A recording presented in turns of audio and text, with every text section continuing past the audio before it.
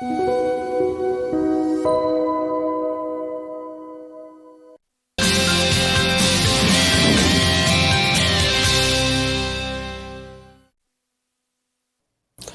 마켓콕 헤드라인 시간입니다. 어제 장마감 이후부터 개장 전까지 중요한 소식들 함께 알아보도록 하겠습니다. 첫 번째 소식부터 보겠습니다. 원전과 신지생으로 대표되는 종목이죠. 두산 에너빌리티가 회계처리 기준 위반으로 161억 원이 넘는 과징금을 부과받았다는 소식입니다. 금융위원회가 20일 열린 제5차 회의에서 두산 에너빌리티에 대해 회계처리 기준을 위반해 재무제표를 작성 공시한 혐의로 법인에 과징금 161억 4,150만 원 부과를 결정했습니다.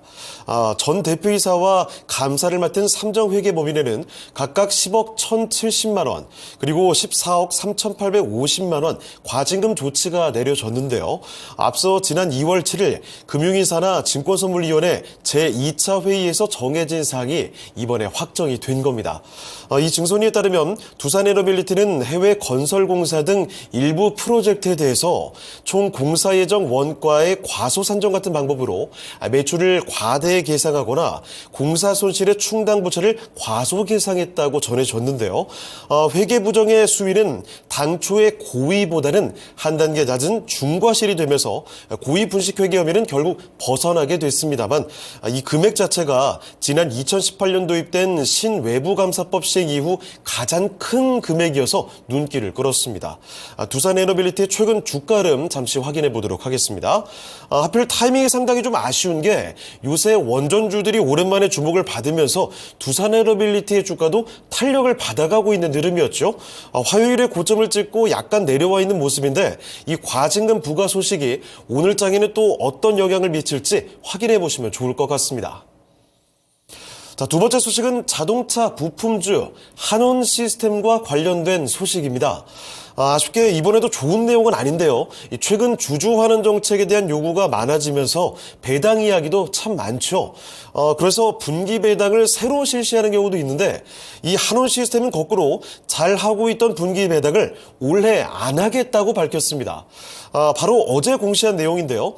한원시스템은 20일 2024 사업년도 배당 주기 변경 안내 공시를 통해서 2016년 이후 2023년까지 분기 배당을 실시했으나 2024년의 사업년도에는 분기 배당 없이 연간 경영 실적을 반영해 장기 예측 가능한 이익 수준에서 결산 배당의 여부와 그 규모를 결정한 계획이라고 밝혔습니다.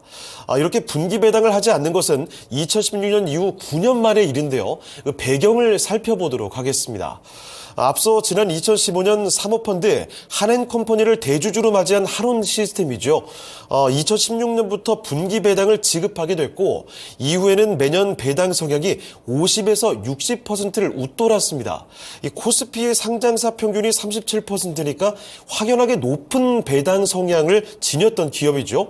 자, 이러다가 지난해에는 하반기 들어서 배당금을 하향 조정하게 되더니 이번에는 아예 안 하기로 한 겁니다. 자, 그 이유가 바로 다름이 아니라 실적이 되겠습니다. 한원시스템의 지난해 4분기 영업이익은 533억 원으로 전년 동기 대비해서 49% 감소했고 배당의 원천인 잉여 현금 흐름은 수년째 마이너스를 기록하고 있습니다. 실제 한원시스템의 주가도 3년 전 2만 원에서 어제 기준으로 보시면 5,590원이죠. 장중 신저가를 기록하게 됐습니다. 게다가 이런 공시까지 나왔습니다.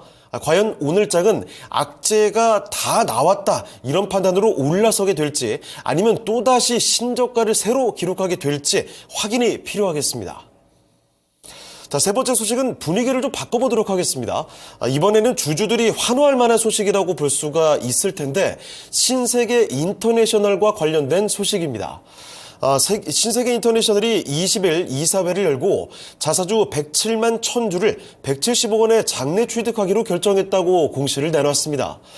취득의 목적은 주가 안정화를 통한 주주 가치의 재고, 취득 예상 기간은 오는 21일부터 6월 20일까지인데요. 요새 환호를 받고 있는 주주 환원 정책이라고 볼 수가 있겠습니다. 자, 게다가 또 신세계 인터내셔널은 이날 제28기 정기 주주총회를 열고 효율 중심으로 이 사업 체질을 개선해서 경쟁력을 강화하겠다 이렇게도 밝혔습니다. 여기에 윌리엄 김 대표의 말을 전해드리면요. 저효율 브랜드를 선제적으로 정리를 했고 성장성이 높은 브랜드를 확보하는 등 사업 체질을 개선했다면서 포트폴리오의 확대, 인프라 빌딩, 디지털 역량 강화에 대한 투자를 지속할 것이다라고 이야기를 밝혔습니다. 실제로 신세계 인터내셔널은 지난해 인프라와 이커머스에 투자하면서 성장 기반을 마련했는데요. 이번 자사주 매입 같은 주주 완화 강화 정책, 여기서 그치는 게 아니라 배당 확대 및 배당 절차 개선 등 주주 가치 제고를 위한 다양한 정책을 추진하고 있다는 관계자의 말까지 함께 전해졌습니다. 사실 신세계 인터내셔널의 주가도 수년간 내려오면서 정말이지 바닥권에 위치를 하고 있는데요. 과연 주주 완화 정책이 환호를 받고 오늘장 주가에 강한 반등을 만들어낼 수 있을지 체크해 보시면 좋을 것 같습니다. 자, 네 번째 소식도 긍정적인 내용으로 좀 이어가 보겠습니다. 조선 기자재 종목이죠. 메디콕스에 관련한 소식인데요. 반가운 소식이 전해졌습니다.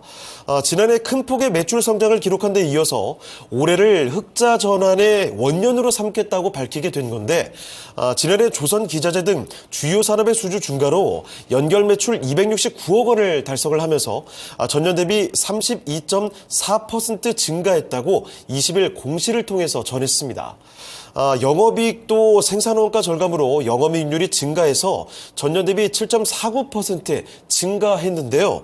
가장 반가운 건 주식시장에서 참 반기는 단어, 이 흑자 전환이라는 겁니다.